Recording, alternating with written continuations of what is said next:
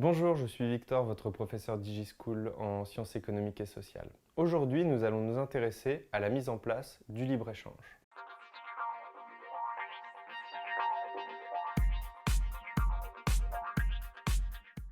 Comme vous avez peut-être déjà pu le voir dans une vidéo précédente, nous avons parlé de deux auteurs de référence qui sont à la base des théories du commerce international. D'un côté, Adam Smith, de l'autre, David Ricardo. Et aujourd'hui, nous allons nous intéresser à savoir quels sont les avantages du libre-échange. Alors, dans l'esprit tout d'abord de Ricardo, le libre-échange permet d'assurer la paix. C'est-à-dire que l'idée suivante des classiques, si les pays vont commercer ensemble, vont devenir des partenaires commerciaux, alors on va être dans une situation où normalement les pays n'auront aucun intérêt à se faire la guerre.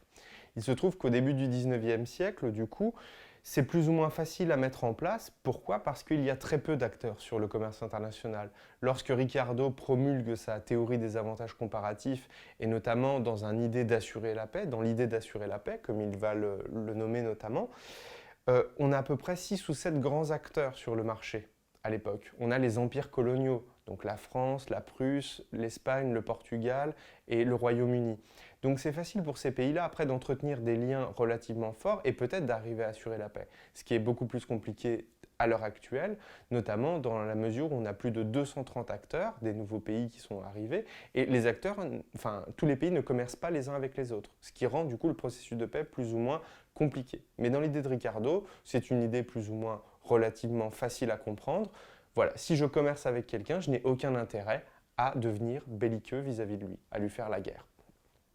L'autre exemple, d'après Ricardo, l'autre avantage, ça serait le fait que le commerce international sera un jeu à somme gagnant-gagnant. Essayez de bien retenir cette expression, c'est important. Vous pourrez l'utiliser dans vos dissertations ou dans vos raisonnements documentaires. Le terme de jeu à somme gagnant-gagnant, c'est l'idée suivante. Si moi, par exemple, je suis un pays et je produis du drap, exemple, on va dire l'Angleterre. Je suis le Royaume-Uni, l'Angleterre, je produis du drap. Et dans le même temps, j'ai besoin d'importer, donc de faire venir de l'étranger, du vin. Eh bien, je vais faire appel à un pays qui est, lui, spécialisé dans le commerce du vin. Ça va me coûter moins cher, à moi en tant que pays, que si je mettais en place les structures productives, donc les entreprises dans ma société, pour pouvoir produire du vin. Parce que l'autre pays aura une productivité, c'est-à-dire que productivité, je vous le rappelle, c'est le fait de produire de plus en plus vite, d'avoir un mécanisme de fonctionnement de plus en plus rapide. Eh bien, peut-être que du coup, un pays qui est spécialisé depuis 10, 20, 30 ans, 50 ans dans un secteur bien défini va être plus productif et va donc pouvoir vendre son produit moins cher. Donc pour moi, le jeu à somme gagnant-gagnant, c'est le fait qu'en me spécialisant sur un secteur, je peux faire venir pour un prix relativement compétitif, pour un prix moins important que moi, ce que ça m'aurait coûté à produire, des produits, des biens, des services en provenance de l'étranger. Ça serait donc les deux principaux avantages du libre-échange dans l'esprit de Ricardo.